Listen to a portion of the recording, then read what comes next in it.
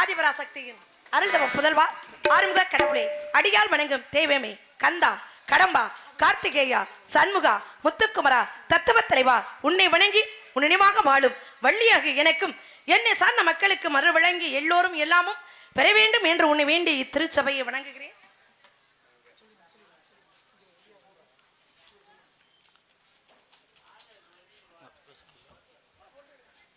அலங்காநல்லூர் காவல்துறை ஆய்வாளர் அவர்களுக்கு ஃப்ரெண்ட்ஸ் கிளப் கபாடி குழு சார்பாக மரியாதை செய்யப்படுகிறது.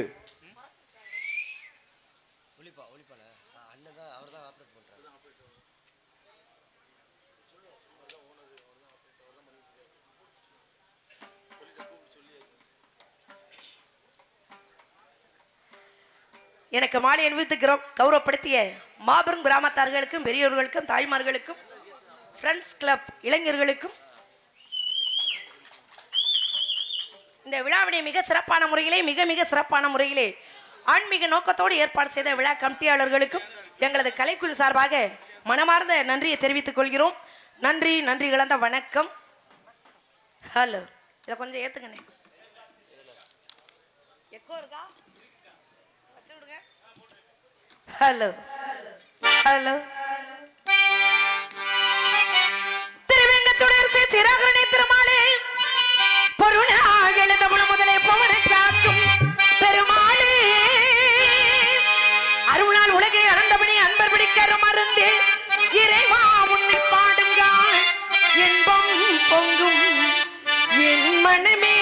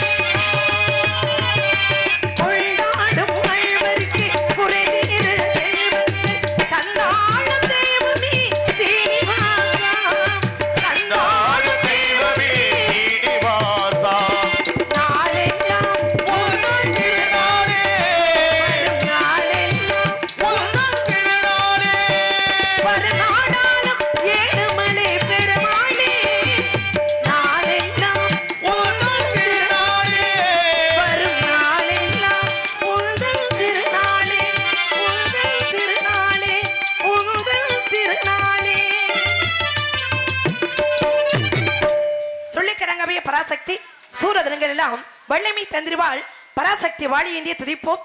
சர்வமும் சக்திமயமாய் விளங்கும் அந்த அன்னை ஆதிபராசக்தியால் அணைக்கப்பட்டு 6 உருவமும் ஒரு உருவமாகி அன்னை சக்தியால் வெற்றிவேலை பெற்று தேவாதி தேவர்களையும் முனிவர்களையும் கொடுமைப்படுத்திய சூரபதமனை அடக்கி ஒரு பாதி சேவலாகவும் மறுபாதி மயிலாகவும் ஆக்கி அமர்ந்த அந்த ஆறுமுகனை வணங்குவதற்கு முன்னால் அந்த அம்பாளை வணங்க வேண்டும். ஹலோ கோளுவிலியம்மா ராஜகாளியம்மா பாளைய தாயம்மா பங்காருமாயம் முத்துமாரியம்மா பத்திரகாளியம் கண்ணியம்மா எங்க கண்ணியம் குங்கும கோதே அன்னைய சோதை செந்தூரத்தை வாணி சிங்காரரு அன்னை விசாலாட்சி சவுடாம்பா விருப்பம் சுந்தர நிலைய சௌந்தரமாளி அள்ளியம்மாள் எங்கள் அள்ளியம்மாள் அள்ளியம் செல்ல கொள்ளியம்மாள் செங்காளம்மாள் எங்கள் செங்காளம்மாள் பார்த்தம் அழக பார்த்தமா செங்காரி ஒய்யாரி உமையத்த செங்க மாறி மண்ணாரி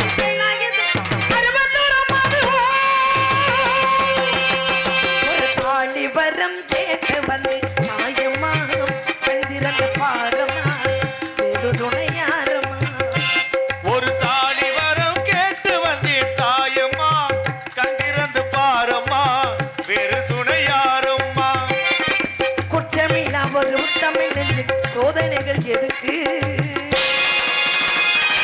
கட்டியதாடிக்கு முட்டைக்கு அவள் கூட அதுக்கு சோதிக்கும் துன்பம் நீ வந்து மாற்றிடம்மா மடியேந்தி பிச்சை கேட்கிறேன் அம்மா மறுவாழ்வு உன்னை கேட்கிறேன் அம்மா மடியேந்தி பிச்சை கேட்கிறேன் அம்மா மறுவாழ்வு உன்னை கேட்கிறேன் ஒரு தாடி வரம் கேட்டு வந்து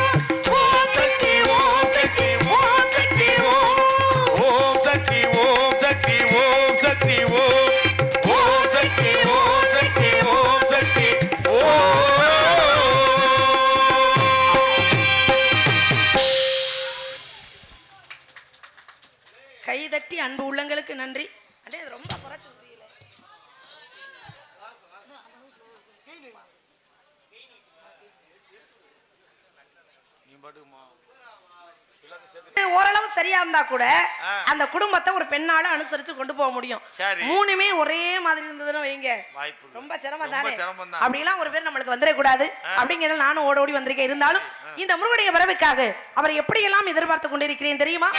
சொல்லவா? நதியோரம் நானே உயிர் நானும் கொண்டு நாட்டியமாடுது மெல்ல. நீங்க அண்ணே பச்சை பனியன் சகப்பு சட்டை, நீங்க சிரிச்சுக்கிட்டே இருக்கீங்களே, என்ன காரணம்? நாடகம் நல்லா இருக்கும். இல்ல பாட்டு நல்லா இருக்குன்னு சிரிக்கிறீங்களா? வந்ததுல இருந்து சிரிச்சுக்கிட்டு தான் இருக்கீங்க. பிடிச்சா பாருங்க, இல்லைன்னு எந்திரிச்சு போயிருங்க. என்ன சொன்னாப்ல? ஆமா இல்ல ரொம்ப நேரமா சிரிச்சுக்கிட்டே அவங்களுக்குள்ளே பேசிக்கிட்டு இருக்காங்க. நம்மளுக்கு ஒரு மாதிரி இருக்குல்ல. ஒண்ணு நல்லா இல்லைன்னு சொல்லுங்க, நான் உள்ள போயிடுறேன். அதை விட்டுட்டு நீங்களா பேசி சிரிச்சுக்கிட்டே இருந்தீங்கன்னா என்ன அர்த்தம்? அவங்க வேற கதையை பத்தி பேசுவாங்க, அது ஒரு விஷயம் இல்ல. ஒவ்வொருத்தரும் ஒரு இதுல இருப்பாங்க, நம்ம கிட்ட கூட நம்ம வீடே பார்த்து. நதியோரம் நதியோரம் நானே உண்டு நானும் கொண்டு நாட்டியமாடுது மெல்ல. நாடக ஆனந்தம் என் சொல்ல, நானந்த ஆனந்தம் என் சொல்ல. நதியோரம்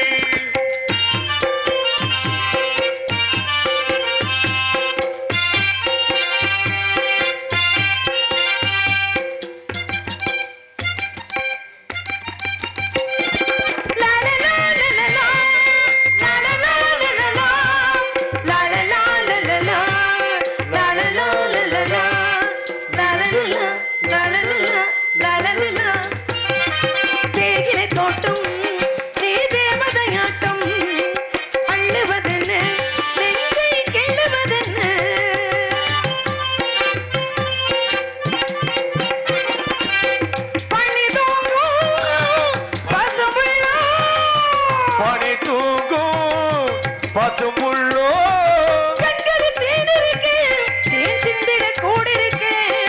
நான் வேண்டுமா நீ வேண்டுமா, நீ என்னை கைகள் அல்ல. ஆனந்த ஆனந்தம் என் சொல்ல. நதியோரம் நதியோரம் நானே உண்டு நானும் கொண்டு நாட்டியம் ஆடுது மெல்ல. ஆனந்த ஆனந்தம் என் சொல்ல. லா, லா, லா, லா, லா, லா, லா.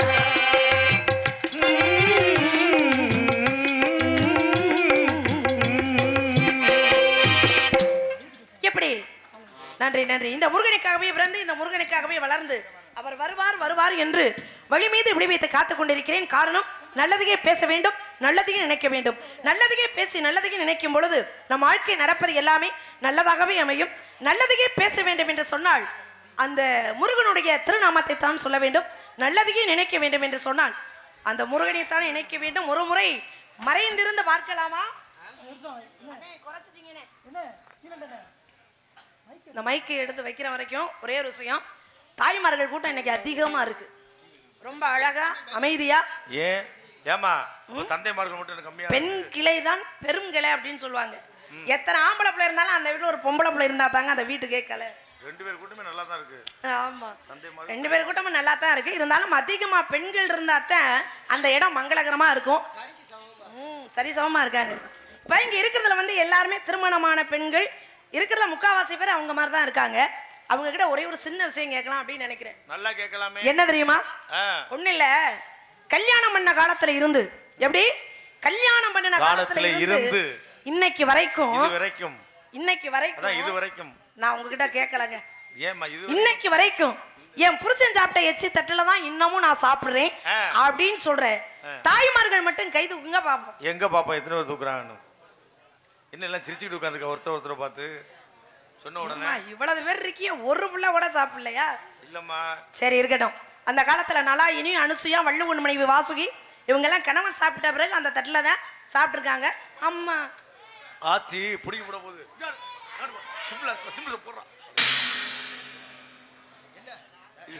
அது வாட்டு புடிங்க போட போகுது. எதையாவது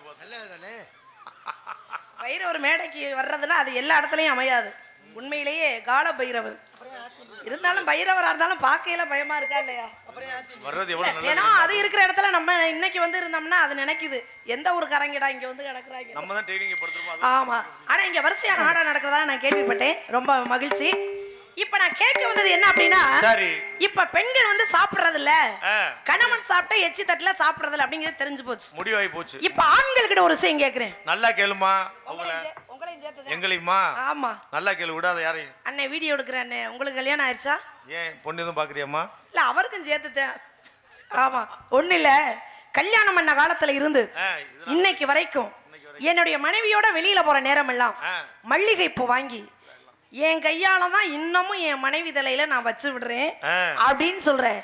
ஆண்கள் மட்டும் கைதுங்க பாப்போம். வைக்கிறேன்னு சொல்றீங்களா இல்ல வைக்கலைன்னு சொல்றீங்களா? இரு, இங்க பாரு, ரெண்டு பேர் தூக்குறா. நானும் ஒத்தகை இவ ரெண்டு. சரி, நீங்க எல்லாம் தூக்கல இந்த பக்கம். நீங்க வைக்கிறீங்களோ இல்லையா? ஆனா தூக்கி இருக்கீங்க. ரொம்ப மகிழ்ச்சி. 5 வாரம் அவனுக்கு 5 வயசு கொடுக்க அவன் தூக்குறான். எதுக்கு தூக்குறான்னு தெரியல. அவன் தலைய சொறியறாங்க. நான் அப்படி யாருக்கு வச்சிட்டு இருக்கறியா அப்பவே? தம்பி காளிஸ், நீங்க என்ன ரெண்டு கையை தூக்குறீங்களே, என்ன விஷயம்? இதம்மா புதுசா கல்யாணம் பண்ணுவேன், சொல்ல முடியாது, இது நடக்குதுலாம். சரி இருக்கட்டும். நேத்து ஒருத்தர் கைய தூக்குனார், ரெண்டு கைய. என்னன்னே ரெண்டு கைய தூக்குறீங்களே அப்படின்னு நான் கேட்டேன். இருங்க இரு, பேசுனா சரியா பேசி முடிக்கணும். இவன் தூக்க, நாங்களாம் தூக்கணும். தாளகர் மட்டும் தூக்க மாட்டேங்கிறாரு. ஒரு கூச்ச சுவாமா இருந்தாலும் இருக்கும். எது கூச்ச சுவாமா? அது எப்படி உங்களுக்கு ஒருத்தரை பார்க்கும் போதே தெரியாதா? ஆமா. அப்ப நேத்து ஒருத்தர் ரெண்டு கையை தூக்குனாரா இல்லையா? நான் கேட்டேன், என்னன்னு நீங்க மட்டும் ரெண்டு கையை தூக்குறீங்களே என்னன்னு கேட்டேன். அதுக்கு அவர் என்ன சொன்னார் தெரியுமா? தங்கச்சி நீ நினைக்கிற மாதிரி இல்ல, எனக்கு 2 பொண்டாட்டி அப்படின்னாரு. அப்ப 2 பொண்டாட்டிக்கும் பாகுபாடு இல்லாம வச்சு விடுறேன் அப்படின்னு சொல்லாம சொல்றேன். இதை ஏன் நான் கேட்கிறேன் அப்படின்னா, தாய் போய்விட்டால் அறுசுவை உணவு போய்விடும், தந்தை போய்விட்டால் கற்ற கல்வி போய்விடும், உடன் பிறந்தவர்கள் போய்விட்டால் தோல் வலிமை போய்விடும். ஆனா சம்சாரம் போயிட்டா என்ன போகும்? சகலமும் போயிடும், எதுவுமே மிஞ்சாது. முடியாத காலத்துல சாப்பிட்டீங்களா, தண்ணி குடிச்சிங்களா அப்படின்னு அக்கறையோடு அந்த விசாரிக்கக்கூடிய அந்த உரிமை மனைவிக்கு மட்டும்தான் உண்டு. அது ஆண்டவனே நினைச்சாலும் அந்த இடத்த நிரப்ப முடியாது, மனைவியோட இடத்த. அதனால ஒரு சில நேரங்களில் பொண்டாட்டியை பார்க்கும் பொழுது வீட்டுல பேய் மாதிரி தான் இருக்கும். ஏன்னா அம்பாளுக்கே அத்தனை அவதாரம், காமாட்சி, மீனாட்சி, கருமாரி, மகமாயி, உருமாரி, காளி, பத்ரகாளி அப்படின்னு அந்த அம்மாவுக்கே இத்தனை அவதாரம் இருக்கும்போது அந்த அதனுடைய வம்சாவளி தானே பெண்கள்லாம் சக்தி. அப்படிங்கிற பொழுது ஒரு சில நேரங்களில் அந்த பத்திரகாளி வேஷம் போடுற மாதிரியும் வரும். அதுக்காக பொண்டாட்டிலே சொல்லிட முடியாதுல்ல. ஆகவே முடிந்தவரை, ஏன்னா நம்ம எல்லாருமே ஒன்னா சேர்ந்து சாக போறதில்லை, ஆனா ஒன்னா சேர்ந்து வாழ முடியும். முடிஞ்சவரை அவரவர்கள் மனைவியை எந்த அளவுக்கு மனதளவுல அவங்களை நீங்க சந்தோஷப்படுத்துறீங்களோ, எந்த அளவுக்கு கொண்டாடுறீங்களோ அந்த அளவுக்கு அந்த குடும்பம் சிறப்பாக இருக்கும். அப்படிங்கிறனாலதான் நான் சொல்றேன். அதனால இருந்தாலும் ஒரு முறை இந்த முருகனை மறைந்திருந்து பார்க்கலாம் என்ற எண்ணம் இருந்தாலும் கூட அண்ணா இதை நல்லா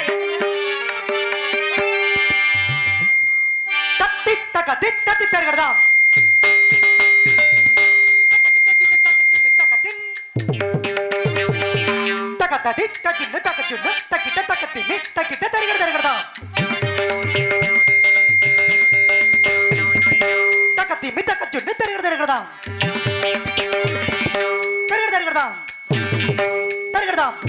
தருகிறதாம்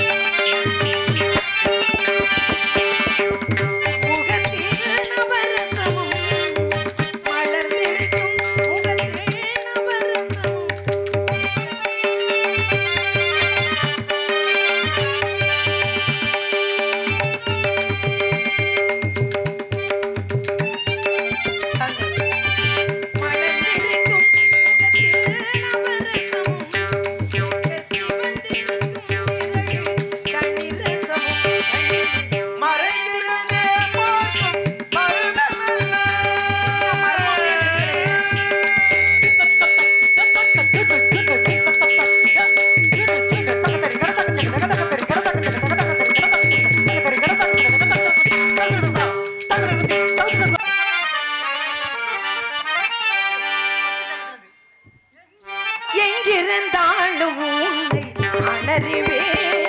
உன்னை என்னை எல்லாள் வேறு யார் அறிவார்?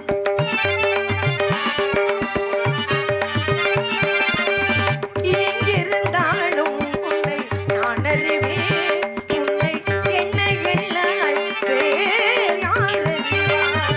பாவையின் பதம் காண நாணமா, பாவையின் பதம் காண நாணமா, பாட்டுக்கு நான் ஆட வேண்டாமா, உந்தன் பாட்டுக்கு நான் ஆட வேண்டாமா, மாயமா வேலவா மாயமா சண்முகா மறைந்திருந்து போதும் மரமென்ன.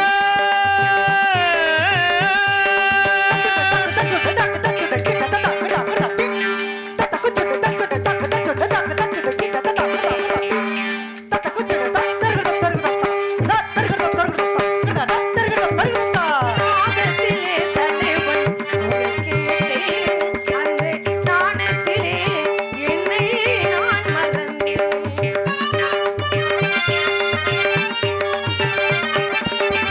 நாதத்திலே தலைவன் குரல் கேட்டேன். அந்த நாணத்திலே என்னை நான் மறந்தேன். மோகத்திலே மூழ்க வைத்து மோகத்திலே என்னை மூழ்க வைத்து ஒரு ஓரத்திலே நின்று கழிவனை போல், ஒரு ஓரத்திலே நின்று கழிவனை போல், மாயமா வேலவா மாயமா சண்முகா மறைந்திருந்தே பார்க்கும் மரமென்ன.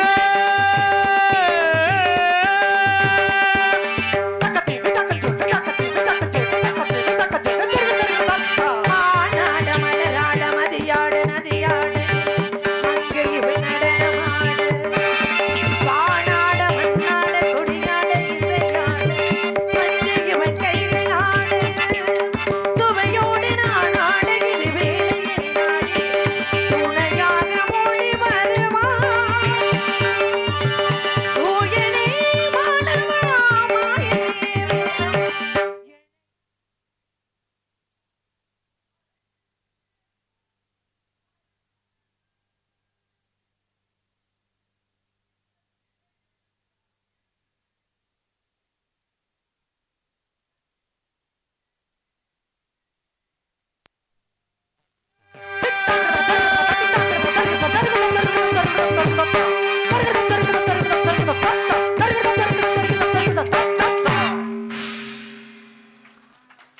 இப்படி இவர் இணைத்த பாடிக்கொண்டிருந்தால் நேரம் போவதே தெரிவதில்லை. அவர் வருவார் வருவார் என்று வழி மீது விழி வைத்து அவருக்காக காத்துக் கொண்டிருக்கிறேன். மீண்டும் ஒரு முறை அவருக்காக எப்படியெல்லாம் பாடப் போகிறேன் தெரியுமா? மன்னவள் வந்தானடி தோழி,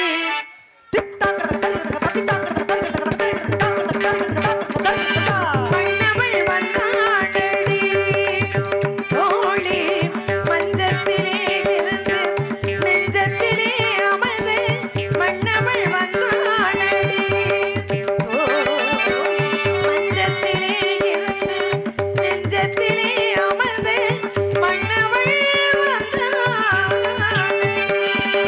மாயவனோ தூயவனோ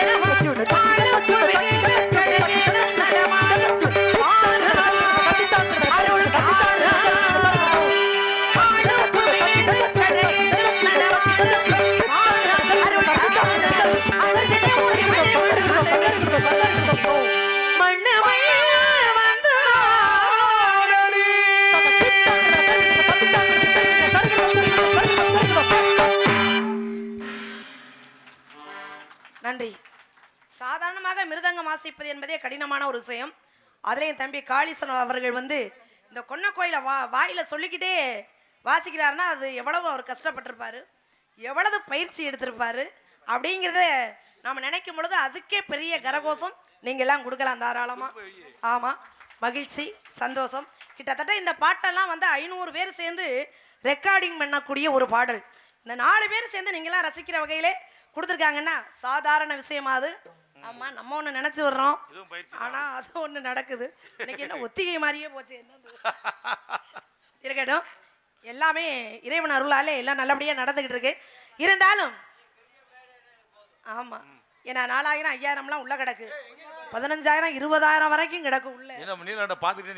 அவங்களையெல்லாம் வெளியில வர வைக்கணும் அப்படின்னா நம்மளும் உள்ள போயாகணும். ஆகவே அவருக்காக ஒரே ஒரு பாடல். பூமாலை கொஞ்சம் வாலி வைங்க. ஒரு பாவையானது புல்மாலை ஒரு பாடல் பாடுது, இதை பார்க்க பார்க்க புதுமை, இதை கேட்க கேட்க இனிமை, இதை பார்க்க பார்க்க புதுமை, இதை கேட்க கேட்க இனிமை, என யார்தான் என்ன பெட்டிக்காரவங்களே? என்னம்மா என்ன ஆளை சாச்சு புரிவீங்க போல தெரியுது. என்ன பண்றது? இந்த வாசிப்புல அப்படியே இலக்கிறீங்களே. எப்படி நீ படி அதே மாதிரி வாசிக்கணும். இது எதுக்கு சும்மா கொண்டு வந்து வாங்கி வச்சுக்கிட்டு நம்மளும் கொண்டு வர முடியுமா? ஒரு சில பெட்டி எல்லாம் வருதுன்னு கேள்விப்பட்டுட்டு தான் இருக்கிறோம். இந்த எதை எடுத்தாலும் 10 ரூபாய்னு ஒரு பொருள் விற்பாங்கல்ல, அது மாதிரி எந்த பாட்டு பாடினாலும் அந்த 4 கட்டையத்தையும் அமுக்குறாங்க. எந்த பாட்டு பாடினாலும் 4 கட்டை வந்து சொல்லுது, வந்து அழுகுது. நான் பாடுற இந்த அவங்க வாசிக்கிற பாடு ஒன்றுமே புரியல, குழப்பமா இருக்கு. அப்படி பாடக்கூடிய சிரி பாட்டு. ஒரு சில பேர் வாசிக்கும் பொழுது பாம்பெல்லாம் உள்ள வந்துருது, என்ன வாசிப்புன்னு தெரியல.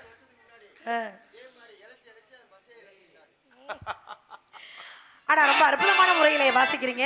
ஆகவே பூமாலை ஒரு பாவையா